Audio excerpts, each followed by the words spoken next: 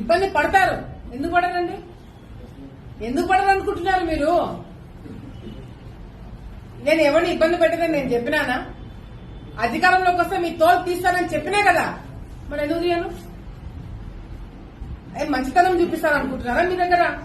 ఎంతమంది మీరు మీద తప్పుడు కేసులు పెట్టలే? మీరు ఎంతమంది జీవితాలతో మీరు ఆడుకోలేదు? మిమ్మల్ని వదిలేస్తారని ఎందుకు అనుకుంటున్నారు మీరు? ఒక్కొక్కరికి లెక్కకి లెక్క చెప్తా అని చెప్పినా చెప్పి తీరుతా. నేను ఎవరి మీద నేను ఇది చేయను, నేను అన్ని మంచి పద్ధతిలో పోతాను, నేను చాలా మంచిదాన్ని దయచేసి అనుకోకండి. మీరు తప్పు చేసింటే భయపడండి, తప్పు చేయకపోతే ప్రశాంతంగా ఉండండి. డెఫినెట్ గా నాకు రెడ్ బుక్ ఉంది. రెడ్ బుక్ అంటున్నారు, పెట్టుకున్న రెడ్ బుక్ నేను కూడా. దాంట్లో మీ పేర్లన్నీ ఉన్నాయి.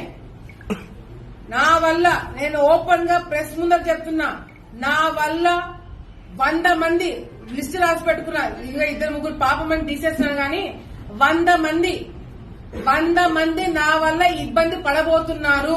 ఓపెన్ గా చెప్తున్నాను. 100 మంది లిస్ట్ నా దగ్గర ఉంది.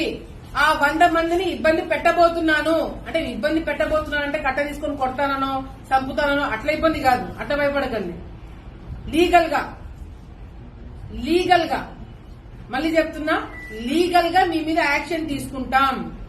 మీరు చేసిన అరాచకాలు బయట పెట్టి ఆధారాలు నిరూపించి మరి మీ మీద కేసులు పెట్టిస్తాను. మిమ్మల్ని వదిలిపెట్టము.